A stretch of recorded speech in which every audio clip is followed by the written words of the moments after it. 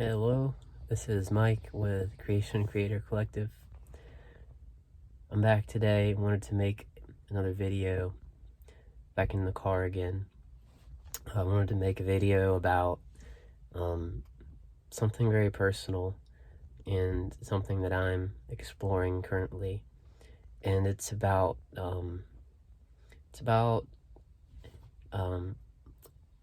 devotional worship as a spiritual practice.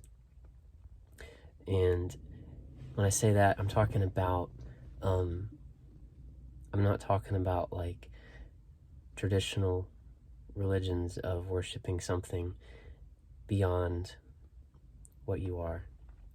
I'm talking about it as a way of cultivating your own ability to embody your higher self. And so my experience with so this video is about like working with ascended masters, about devotion and how to have like clear discretion about like what ascended master teachings mean and how to connect with them and how to have them really be activated and personal and powerful in your life. Because in my experience, when I first started these kind of explorations, I was always kind of confused about like calling on an ascended master and then feeling like they would not show up or would not be there when you called for support. And this video I want to talk about what how to understand what's going on with ascended master teachings and devotion, and also just like how through history there's been so many different gods and goddesses, and how many conflicts there's been about different gods and goddesses. So the essence of what I want to talk about right now is when I first started exploring this, I felt like when you would call on a god or a goddess or a ascended master, and if you feel like they're not answering you or if they're not there, the way I see that is kind of like a energetic detox, where it's not that they're not there, it's that you're trying to connect with them with a part of yourself that is incapable of perceiving in the subtle frequencies. And so, and what I did for a long time is I kind of just would be like, okay, well this is supposed to be this way for whatever reason. And so I would kind of learn what I called like self-invocation, which means calling on your own higher self. And in essence, that is every ascended master's teaching, is to learn self-invocation, to call on your higher self, and to know that when you call on your higher self, that is the perfect pathway of your soul's light manifesting. But the trouble is, with being human, we've conditioned our awareness to think that we're just physical creations. And so it can be tainted and confusing when we try to call on our higher selves, and it feels like nothing's happening.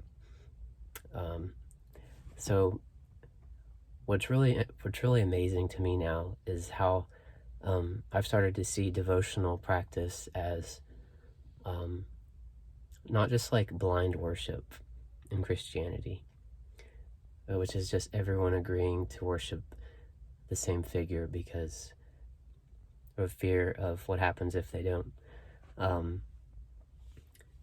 But true devotion, what I've come to understand and practice, is since we've disconnected ourselves as the collective consciousness of humanity from our higher selves,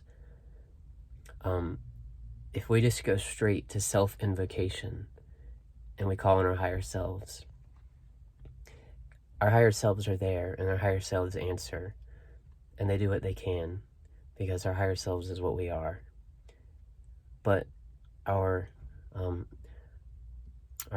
collective ego self, the unconsciousness of the world, is so conditioned that higher self, it takes time for that to break through. And so devotional practice, what I've come to start using devotional practice as, is a means of calling on a being that's already realized in their higher self. And when you do that, what they can do with their abilities and their power and their light that's already realized in full consciousness, they can act like a stand-in for your human self, and stand between your human self and your higher self. And what I mean by that is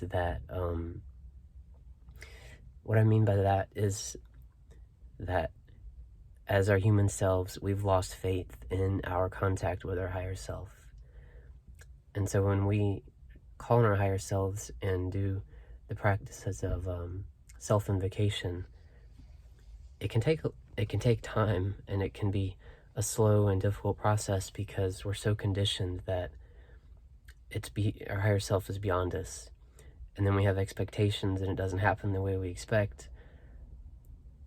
However, an ascended master is completely realized in the light. They don't have a physical body, but their physical form fully ascended into unity consciousness. And so they have zero doubt that they are their higher self. They are so one with their higher self, so one with the desire to be of service to the divine masculine and divine feminine, that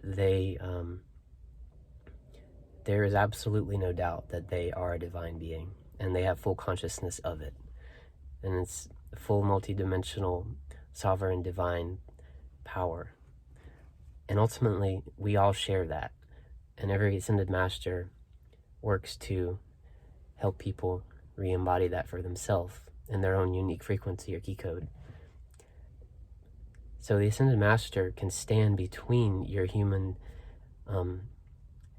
unconsciousness of your higher self and your higher self, and their complete, unquestionable knowing of their unity with their higher self can be a bridge between you and your higher self. And so a practice of devotion means it's kind of like, ultimately in an enlightened society, people have a devotional practice to their own divinity, their own higher self. And that is what, and that's what an enlightened society is everyone knows exactly who they are. And in the ascended master realms, that's how it is. But we need to have devotional practices of worship, so we can reestablish contact with our own higher selves, and that means that we don't, like for me personally, what I'm exploring is devotional practice to divine feminine ascended masters, and so devotional practice to an ascended master means worshiping them as a complete manifestation of your own potential, of what you're completely capable of becoming. And that is a complete different pathway from what traditional Christianity teaches of inaccessibility of divine and the need of a priest or all of that. We could never accomplish what Jesus did. And so devotional practice means worshiping an ascended master or an ascended being as I think of it as a Stargate between your human self and your higher self, where their complete, absolute unquestionable knowing of themselves in the higher self frequency stands between you and your higher self. And the gravity that pulls your consciousness through that Stargate into the light of your higher self is their knowing of who you are. Because Ascended Masters know exactly who you are.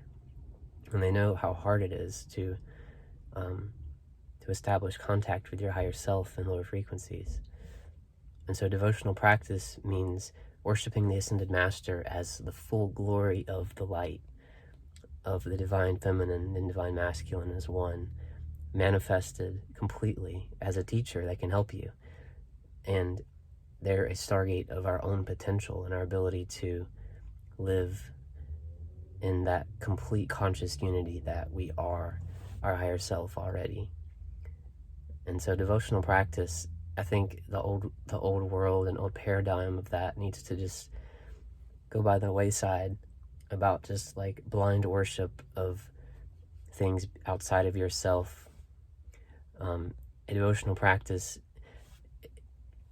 your devotion can only be received by a truly authentic ascended being through your own heart. Because if you're directing devotion and reverence out beyond you, that's just fantasy. That's just mind control to keep people disempowered.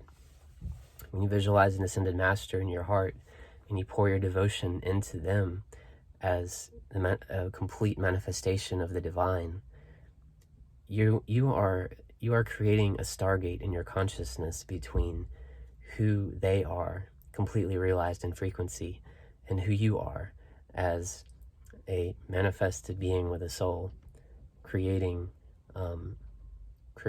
your higher consciousness incarnating into your created self or your creation. And so the Creator's consciousness descends into the creation, and it's such a magical and powerful and monumental thing that it takes the group effort. It takes the group effort of many beings working together, because if you think about how much unconsciousness there is in the world,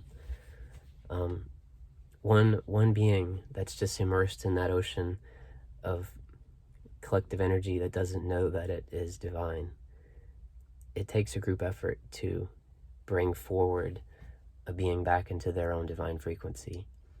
And devotional practice means building faith in a completely realized aspect of that that divine self that you know that you are. We know that we are that. But the Ascended Masters are there to be the object of our devotion and to help us to realize that we are completely able to become like they are and worship our higher self in a devotional practice where we are so certain of who we are that we're just in awe of it, and we're in devotion to our higher selves. And yeah, that is my transmission today about devotion to Ascended Masters and their evolutionary purpose and reason for being the way they are. And I hope this video has kind of shed a light on devotional, what like 5D new world unity consciousness is, and devotion can completely change everything. Well, I hope that you enjoyed the video. This has been Mike with Creation Creator Collective, and you have a blessed day. Thank you.